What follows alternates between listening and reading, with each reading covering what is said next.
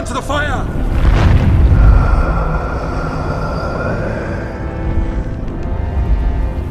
Destroy it!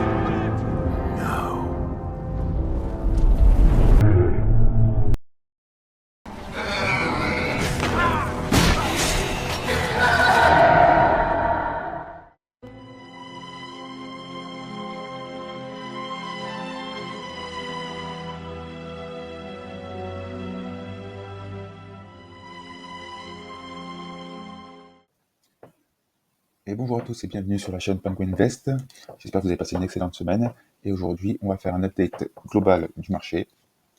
Alors, dans cette vidéo, on va analyser les cycles hebdomadaires de Bitcoin, donc sur toute une analyse long terme. Ensuite, on va zoomer et regarder les différents scénarios proposés par les cycles journaliers. Et enfin, on ira faire un tour sur la dominance de l'USDT. Alors, tout d'abord, si vous n'êtes pas familier avec la notion de cycle, je vous invite à aller voir le Discord sur lequel je vous mets le lien en description, dans lequel je décris de A à Z toutes les notions pour la compréhension des cycles. Donc je vous invite à aller faire un tour et à le lire pour comprendre cette vidéo, sinon il n'y aura pas beaucoup d'intérêt. Et vous n'allez rien comprendre surtout. Donc si on regarde sur Bitcoin, il faut savoir qu'on a des cycles hebdomadaires composés de 22 à 35 semaines. Et sur les phases haussières, celles-ci sont composées entre 3 à 6 cycles hebdomadaires.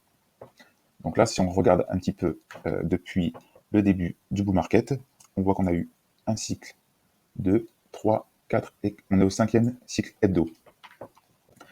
Donc on reconnaît que la tendance est haussière par le fait que les bottoms soient de plus en plus hauts, donc ici matérialisé par les petits pingouins que vous voyez. Donc on est largement dans une phase haussière. Et là, on s'aperçoit qu'on va rentrer donc actuellement dans le 5e cycle hebdo de Bitcoin. Enfin, on est déjà dans le 5e cycle hebdo, mais on va rentrer dans la zone de bottom de ce 5e cycle. Et donc, quel est le niveau qui nous permet de dire qu'on reste en phase haussière? C'est le dernier bas de cycle hebdo qui est au niveau des 75K. Donc, en fait, tant qu'on ne casse pas ce niveau-là, on reste en phase haussière. Donc, ça veut dire qu'on peut faire tout ce qu'on veut dans cette zone-là. Du moment qu'on ne casse pas les 75K, on reste haussier. Donc vous allez me dire, oui, c'est un peu loin les 75K, là on est plus autour des 110. Donc effectivement, qu'est-ce qu'on peut faire pour être un petit peu plus précis à ce niveau-là? Donc là, on voit par exemple qu'on avait une trend qui nous maintenait à la hausse en réagissant en tant que support donc depuis 2023. On a fait un petit fake-out donc pendant les tarifs de Trump à ce niveau-là, mais on a tout de suite réintégré ce support. Et donc là, on voit qu'actuellement, on est en train de casser à la baisse ce support-là. Donc la question est de se dire, bon, ben, est-ce qu'il n'y a pas un autre support intermédiaire avant les 75K? Alors oui, on peut tracer depuis les deux derniers bas de cycle un support qui fait que, voilà, ça c'est un support sur lequel on pourrait rebondir avant de descendre jusqu'aux 75K. Donc la question est de se dire, bon, ben, quand est-ce qu'on va arriver sur ce bas de cycle? Donc là, vous voyez que c'est le petit rectangle jaune. Donc on va rentrer dedans à partir de la semaine prochaine. Et on va essayer de voir la réaction à quelle est l'amplitude de ce bottom. Donc si on réagit bien à ce niveau-là, ou si on creuse un petit peu plus, mais il faut absolument rester au-dessus de cette zone-là.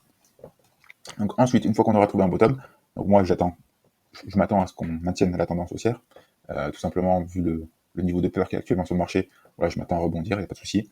Bon, il faudra s'adapter au jour le jour évidemment.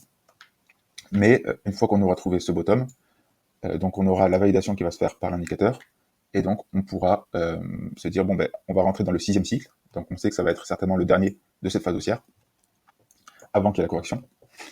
Et donc il faudra regarder qu'est-ce qu'on fait dans ce 6e cycle, est-ce qu'on arrive à casser l'ancien ATH, et dans ces cas-là, si on le cache, on peut s'attendre à aller encore plus haut, à faire un nouvel ATH. Par contre, si on n'arrive pas à casser cet ATH, on risque de repartir plus bas et de casser du coup le nouveau niveau d'invalidation qui sera le futur point bas du cycle hebdomadaire. Donc si c'est 99, ce sera les 99K. Donc à ce moment-là, on saura que si on casse les 99K, on n'est plus en tendance haussière. Voilà pour le cycle hebdomadaire. Alors juste avant de passer sur les cycles journaliers, qu'est-ce qui me fait penser qu'on arrive sur un bas de cycle hebdomadaire? Alors moi, tout simplement, c'est au niveau de l'indicateur de momentum qui s'appelle le DSS. Et donc là, on voit qu'on a eu le croisement à la baisse. Donc qu'est-ce que ça signifie le momentum? Eh bien, c'est un peu comme le fonctionnement d'une fusée. C'est-à-dire que dès que vous avez le croisement à la baisse et qu'on passe au-dessus du niveau des 20, c'est comme si vous allumiez les gaz. Et à l'inverse, dès qu'on a un croisement baissier et qu'on passe sous les 80, c'est comme si vous aviez mis les gaz dans l'autre sens. Donc, ça ne veut pas dire que la fusée va tout de suite commencer à descendre, dès que vous mettez les gaz dans l'autre sens, mais voilà, vous savez qu'on on va finir par redescendre. Donc, du coup, pour la suite de la vidéo, l'objectif de la vidéo, ça va être de trouver à quelle date à peu près on risque d'avoir ce cycle, ce bas de cycle hebdomadaire. Et une fois qu'on aura la date, on pourra se projeter, sachant que, comme on l'a dit, les cycles font entre 22 et 35 semaines. Donc si on prend une moyenne, on est autour de 25 semaines. Donc, voilà, si je prends 25 semaines, donc ce sera au 13 avril, la semaine du 13 avril, qu'on pourra avoir le prochain bas de cycle. Donc, dans ces cas-là, on mettra la flèche ici. Euh, alors, qu'est-ce qui pourrait se passer? Vu qu'on serait au niveau du 6e cycle, donc on peut se dire que ça va être vraiment le tout dernier avant la correction et le bear market. Donc, vu que ce serait le dernier cycle, on a des grandes chances pour que ce cycle soit ce qu'on appelle translaté à gauche, c'est-à-dire que le top arrive entre les un quart et la moitié du cycle, donc dans cette zone-là, donc entre la mauve et la grise. Donc ça donnerait quoi? Ça donnerait qu'on descend chercher le bottom dans les prochaines semaines. Ensuite, on a la dernière grosse impulsion de Bitcoin dans cette zone-là, et ensuite, on revient corriger gentiment jusqu'au prochain bas de cycle hebdo. Maintenant, si on regarde un petit peu plus court terme au niveau des cycles journaliers, donc nous, ce qu'on sait, c'est que le dernier cycle validé était à ce niveau-là. Donc c'était le 22 juin. Donc compte tenu que les cycles journaliers sont entre 54 et 66 jours, on aurait dû avoir un bas de cycle dans la zone jaune ici. Mais ce qui n'a pas été le cas, et là on voit qu'actuellement on pourrait être en train de former un bas de cycle, mais pour le moment il n'est pas encore validé. Alors, pour moi, il y a un petit peu deux scénarios qui se dessinent. Le premier scénario, c'est à court terme qu'on arrive effectivement à trouver un bas de cycle ici. C'est-à-dire que l'indicateur confirme qu'on a bien suffisamment de momentum pour avoir un bas de cycle journalier. Et donc à ce niveau-là, ben, pour nous, ce sera assez simple. On va pouvoir replacer notre projection à 60 jours pour ensuite anticiper le prochain cycle journalier. Donc ça nous ferait au 30 octobre. Alors, dans ce scénario-là, ça va être assez simple. La première chose à voir, c'est si on arrive à casser la TH. Donc si on arrive à casser la TH, on aura une continuation de la tendance haussière des bas de cycle. Et donc on devrait continuer. Et ça voudrait dire qu'on n'est pas encore dans la zone pour faire le bas de cycle hebdomadaire. Donc on aurait encore un dernier cycle, certainement qui serait translaté à gauche, avant d'aller jusqu'au bas de cycle hebdomadaire qu'on a vu tout à l'heure. Donc ça, ce serait le premier scénario. Le deuxième scénario, ce serait qu'on ait déjà trouvé un bas de cycle ici. Donc c'était le 2 août. Compte tenu du fait qu'on avait fait ce qu'on appelle une inversion de cycle ici, donc si on regarde et qu'on avait pris le premier cycle qui avait échoué ici, on avait bien une période de 60 jours, à peu près, on était à 58 jours, donc on était bien dans la fenêtre de bas de cycle, et donc ça voudrait dire qu'on a déjà commencé un nouveau cycle journalier, et comme on le voit, on a échoué ce cycle journalier. Pourquoi? Parce qu'on est passé sous ce niveau-là, qui était donc le bas de cycle. Donc qu'est-ce que ça veut dire quand on échoue un cycle journalier? Ça veut dire qu'on passe en tendance baissière en journalier, et donc là par exemple, souvent c'est des cycles qui sont translatés également à gauche, donc c'est comme ça qu'on les reconnaît. Donc là on voit que le top pour l'instant sur ce cycle-là, il a été fait dans la première moitié du cycle, donc c'est bien ce qu'on a.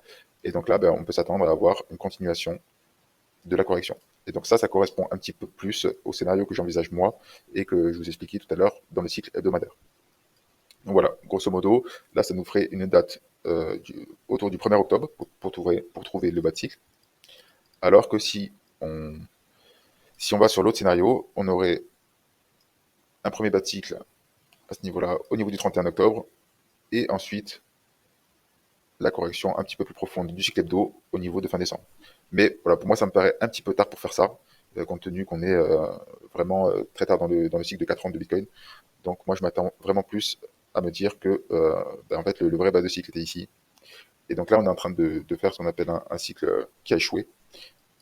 Et donc, on devrait continuer, avoir un rebond, avoir un rebond court terme, et ensuite continuer à descendre jusqu'au bas de cycle en weekly. Voilà. Alors, l'invalidation de ce scénario-là, évidemment, c'est si on arrive à recasser la TH dans ce cycle-là. Donc, si on arrive à avoir suffisamment de force pour casser la TH, à ce moment-là, ce scénario il sera obsolète. Et ce sera certainement le premier scénario que je vous ai présenté qui sera le bon. Alors, le prochain graphique que je voulais vous montrer, c'était une superposition entre les graphiques de Bitcoin, donc en hebdomadaire, et le graphique de l'USDT-D, donc qui est la dominance de l'USDT. Alors, pour ceux qui ne se rappellent plus ce que c'est la dominance de l'USDT, je vais vous refaire rapidement un petit schéma. Donc, comme vous le savez, si on représente la totalité du marché par un camembert, vous avez une grosse partie du marché qui est Bitcoin, une autre grosse partie du marché, donc le reste c'est les altcoins, et ensuite on a tous les stablecoins. Donc dedans il y a l'USDT qui est le plus gros d'entre eux. Donc si la dominance de l'USDT augmente, ça veut dire que ses parts augmentent, et donc ça veut dire que les investisseurs vendent des cryptos pour les transformer en USDT, et donc pour nous c'est bearish. Donc quand on a l'USDT dominance qui augmente, donc qui monte, par exemple comme on a ici, on voit qu'on a la baisse du Bitcoin et du marché de manière générale. Donc nous, voilà ce qu'on veut, c'est identifier les zones dans lesquelles on risque d'avoir une remontée de l'USDT, donc qui vont correspondre aux corrections, et les pivots qui vont nous dire à quel moment on risque d'avoir, à l'inverse, une baisse de l'USDT et donc une hausse du marché. Là, par exemple, baisse de l'USDT, hausse du marché. Voilà, donc ça c'était juste pour les explications. Alors, du coup, si on analyse la superposition de ces deux graphes, donc en bas, je vous ai mis des petites droites blanches qui matérialisent les résistances de l'USDT en hebdomadaire qu'on a eu depuis le cycle de 2021. Donc là, par exemple, vous voyez que dès qu'on avait une tendance baissière sur 2021, avec une droite qui servait de résistance, dès qu'on a eu la cassure de la résistance, ça a marqué un top de Bitcoin. Donc on peut faire ça à chaque fois. Donc là, pareil, on avait une droite qui servait de résistance. Dès qu'on a eu la cassure, ça a marqué le top de Bitcoin. Et donc là, sur le cycle actuel, donc vous voyez que à chaque fois qu'on a une cassure, on va avoir une correction jusqu'au prochain cycle, bas de cycle hebdomadaire. On l'a fait une fois, on l'a fait une deuxième fois, donc ça c'était début 2025, avec la grosse correction qu'on a eue. Donc on a eu effectivement la cassure de l'USDT qui correspondait au top de Bitcoin, et derrière on a eu la correction jusqu'au bas de cycle hebdomadaire. Et là, malheureusement, ce qu'on remarque aussi, c'est qu'on a cassé la trend actuelle de l'USDT dominance, et donc c'est pour ça que ça conforte mon idée dans le fait qu'on va avoir une correction jusqu'au bas de cycle hebdomadaire. Alors, est-ce que ça veut dire qu'il faut vendre ces cryptos? Moi, je ne pense pas, compte tenu du fait qu'on arrive vraiment dans la toute dernière phase du cycle, donc le sixième cycle hebdomadaire, qui est souvent le cycle où on assiste à un transfert de liquidité. C'est-à-dire que, certes, on peut avoir une correction sur Bitcoin, mais les altcoins peuvent exploser à tout moment dans cette phase-là. Donc, c'est pour moi dangereux de vendre ces cryptos-là. Après, bon, chacun est libre de faire ce qu'il veut, mais moi, en tout cas, c'est ce que je vais faire personnellement. On pourrait avoir, ça pourrait être un fake-out, hein, donc là, si on réintègre comme ça, en fait, ça aura été un fake-out, et donc ça voudrait dire que la correction sera pour plus tard. Que ça, j'ai trouvé que c'était intéressant de vous montrer ça, parce que ça va nous permettre justement de pouvoir se dire, bon, ben, la prochaine fois qu'on aura une trend, ben, ce sera certainement le moment de sortir dès qu'on aura la cassure de cette trend, puisque ce sera le dernier cycle hebdomadaire de Bitcoin. Alors, un petit point macro pour finir. Comme vous savez peut-être, le 17 septembre prochain, on va avoir la Fed qui va se réunir pour décider s'ils vont baisser les taux ou non. Donc sur le site de FedWatch, vous voyez qu'on a maintenant 89% de chances de baisser les taux de 25 points de base. Et depuis la journée d'hier, on a maintenant 11% de chances d'avoir 50 points de baisse de taux. Donc ça, c'est dû aux données sur le marché du travail qui ont été très mauvaises. Et donc, vous avez peut-être pu le voir, si on check vite fait sur le marché, les taux longs américains se sont complètement crashés hier. Enfin, ils ont perdu 2% en quelques heures. Et donc, ce qui fait qu'actuellement, on a des baisses de taux plus importantes qui sont pricées. Et donc, si on se projette un petit peu plus loin, à partir du 29 octobre, il y a 71% de chances qu'on ait 50 points de baisse. Et ça va jusqu'à décembre également. Donc, au 10 décembre, le marché s'attend à avoir eu déjà 3 baisses de taux. Alors, pour savoir si les baisses de taux sont une bonne chose pour nous ou pas, je voulais vous présenter ce tableau qui regroupe toutes les baisses de taux qui ont eu lieu par le passé et les effets qu'elles ont eu sur le marché. Donc, grosso modo, il y a 3 types de baisses de taux. La première forme de baisse de taux, c'est la normalisation, c'est-à-dire que voilà, les taux, on les avait augmentés pour faire baisser l'inflation, et là, l'inflation est jugulée, tout va bien, on n'a pas de crise, et donc on va revenir à la normale. C'est la normalisation des baisses de taux. Et donc là, on voit que donc sur un mois plus tard, ça n'a pas tellement d'impact, Mais par contre, 3 mois, 6 mois et 12 mois plus tard, ça a des impacts très positifs. Donc là, c'est sur le S&P 500. Donc voilà, quand on a des baisses de taux pour faire une normalisation, c'est très positif pour le marché. Ensuite, on peut avoir les baisses de taux en panique. Donc là, par exemple, c'est ce qu'on a eu pour le Covid. Donc là, qu'est-ce qu'il en résulte? Donc toujours à un mois, pas trop d'effet. Ensuite, si on regarde à 3 mois, ben, ça, c'était très bullish. On avait une grosse montée du S&P 500. Et c'est pareil à 6 à 12 mois. Et enfin, la dernière raison de baisse de taux, ce serait une baisse into récession. C'est-à-dire qu'on baisse parce que les données du marché du travail sont trop mauvaises, on a trop de chômage, il faut relancer absolument l'économie. Et donc là, vous vous apercevez que c'est pas du tout la même histoire. Euh, donc à un mois, on a toujours un effet qui reste mesuré, donc une petite baisse de 2%. Mais par contre, à 3 mois, 12 mois et 1 an, on est largement dans le rouge. Donc ce qui peut nous mettre un petit peu la puce à l'oreille de savoir ce qui va se passer pour nous, la baisse de taux. Et puis compte tenu voilà, des données qu'on a eues sur le marché du travail, je pense que tout le monde est au courant que les États-Unis sont en récession. Et donc voilà, moi je m'attends plutôt à ce dernier scénario, ce qui confirme le fait qu'on risque d'avoir un bear market assez violent malgré la baisse des taux. Alors, juste avant de boucler la vidéo, je voulais juste vous dire que je vais lancer un petit concours dans les commentaires sur toutes les vidéos du mois de septembre et que tous ceux qui me mettent des commentaires sympas, donc les 5 meilleurs commentaires, seront sélectionnés pour gagner l'indicateur donc Penguin Invest gratuitement à vie. Donc voilà, si ça vous intéresse ou si ça peut intéresser des amis à vous, n'hésitez pas à partager la vidéo, à commenter et je sélectionnerai les 5 meilleurs commentaires pour vous donner l'accès à cet indicateur et ça me permettra aussi d'avoir un retour de votre part pour savoir si voilà, c'est quelque chose qui vous intéresse ou pas.